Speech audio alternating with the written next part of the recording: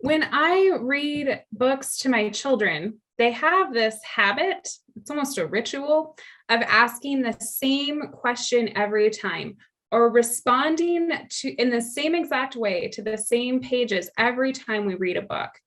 And kids love repetition. So we often read the same book for days or even weeks.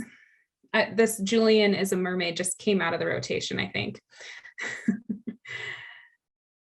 When we read, Don't Let the Pigeons Stay Up Late, Philip always asks, what does the grand scheme of things mean? Because there's a page where the pigeon says, what's 5 minutes in the grand scheme of things?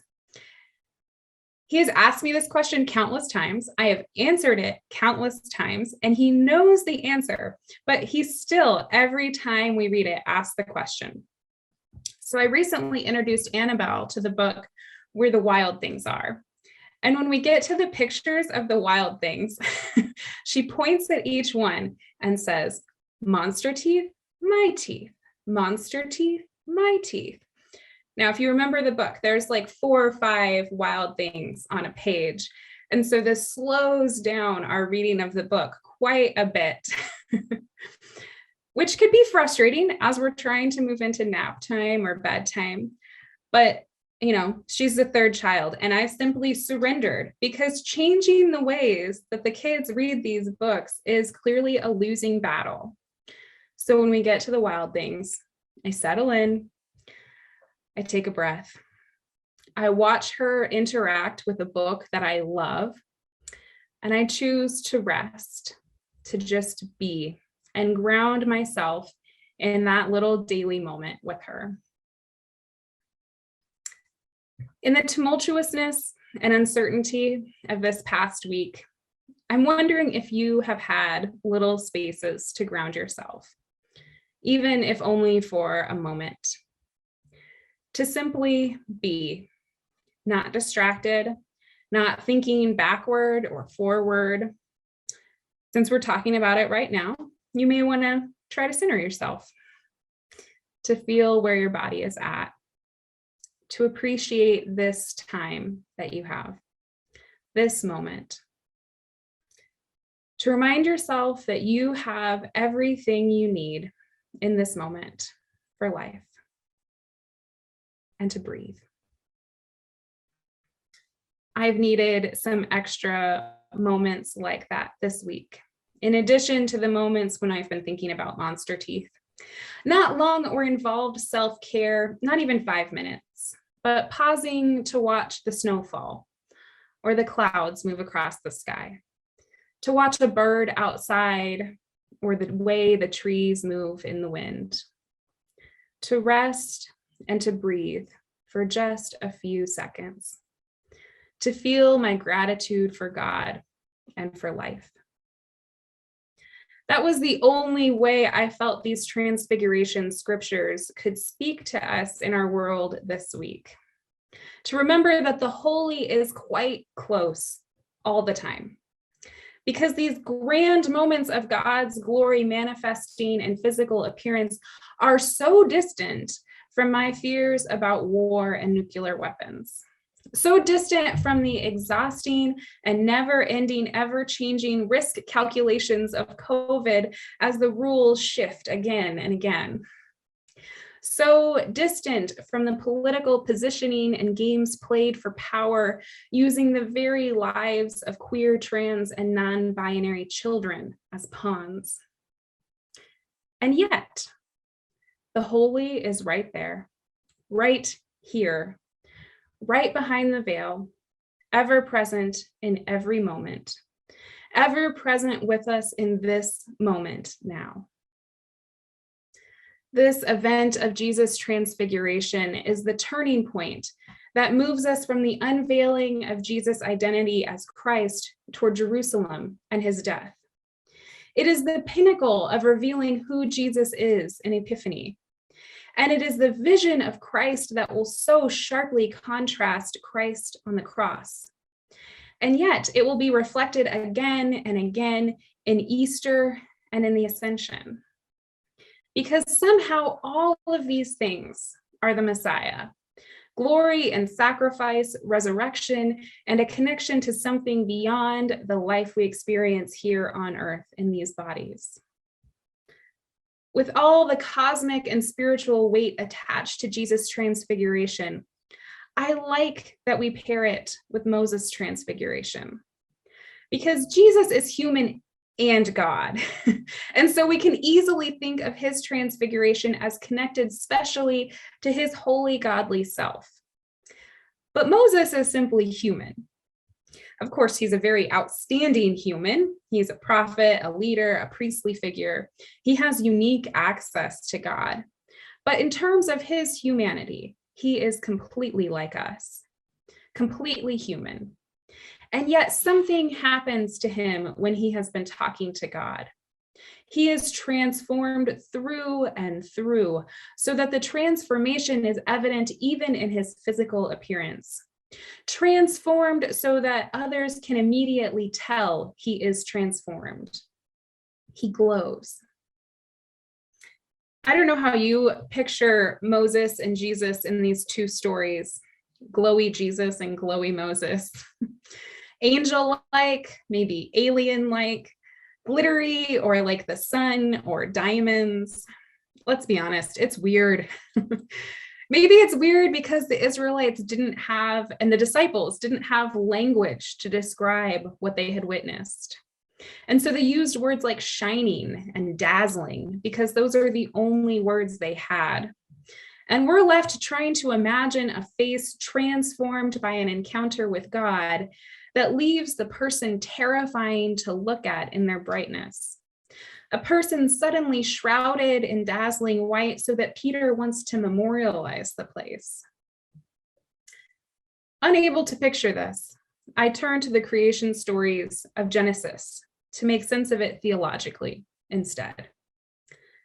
On the sixth day of creation, of the creation story in Genesis 1, God makes humankind in their image, in their likeness, in their shape, modeled somehow after God. Humans are formed in God's likeness. In another creation story, in Genesis 2, God forms the human from the dust of the earth. I keep losing my place. Shaping the human like a potter with a lump of clay. What makes this human form into a human being is the breath that God themselves breathed into the molded form. This breath is the same word as spirit. God puts God's spirit into the human to bring them to life. Whichever way you look at it, humans are closely connected to God, containing a spark of the divine, made in the image of the holy. Something eternal and sacred is an integral part of us as humans. These stories of Moses and Jesus tell of that sacredness coming to be visible physically in and on the bodies of these two people, transfigured so that the God spark in them sparkles through. It's unsurprising, really, that this was too much for the Israelites, that they asked Moses to veil his face. How could we go about our daily lives with systems of power and oppression if we truly saw the divinity within each person? Not just us seeing that spark, but if it was visible on every person to every other person, our world could not function as it does now. We could not go to war with other children of the divine. We could not repress the holiness of children living fully into their true gender identity that was created in the likeness of God and formed in the womb of God. We could not bear the deaths of 2,000 people a day from COVID just in the US alone, people whose faces show the Spirit of God within them. The miracle of these stories is that the thing that we believe to be a fundamental truth about each human, that we are each made in the image of God, that we carry a spark of the divine within us, that truth becomes visible in and on the bodies of Moses and Jesus. Those around them could see this holiness in a way that could not be ignored. The truth is that this holiness is always right there in each person, in each beloved child of God, in each of us. The truth is that God is never far. God is as close as our breath. God is in the sun that warms our faces and the moon that lulls us to sleep. God holds us and all of creation in their heart, or like the children's song, in God's hands. Our lives veil this truth so that it's easier to see when we step away from our daily lives, going up to a mountain like Jesus and his disciples, or to some other place separate from our day-to-day reality to pray. But God is right here with us. In this all too common digital Zoom meeting, God is right here within us, in the force that gives us life, the Spirit present in every life-giving breath. Despite the commonness of this truth, it is still miraculous when we can connect to that truth, when we feel it, when we see it. And while it offers great hope and joy, it also feels a bit like grief this week when war and death are so close. And so I want to close with a poem about such miracles by Anne Weems that fits this moment. As I read it, I'll share this image. Let me just do that right now. I'll try to make it big. There we go. This is an image known as Our Lady of Kiev. It's a Byzantine Orthodox icon. You may want to remember to be present in this moment, to breathe, to feel grounded, to remember that the holy is near. The holy is even within you. I no longer pray for peace by Anne Weems. On the edge of war, 1 foot already in, I no longer pray for peace. I pray for miracles. I pray that stone hearts will turn to tenderheartedness, and evil intentions will turn to mercifulness. And all the soldiers already deployed will be snatched out of harm's way, and the whole world will be astounded onto its knees. I pray that all the God talk will take bones and stand up and shed its cloak of faithlessness and walk again in its powerful truth. I pray that the whole world might sit down and together and share its bread and its wine.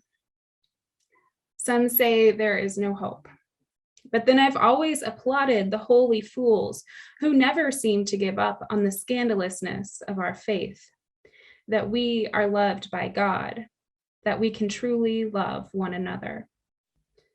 I no longer pray for peace. I pray for miracles. Amen.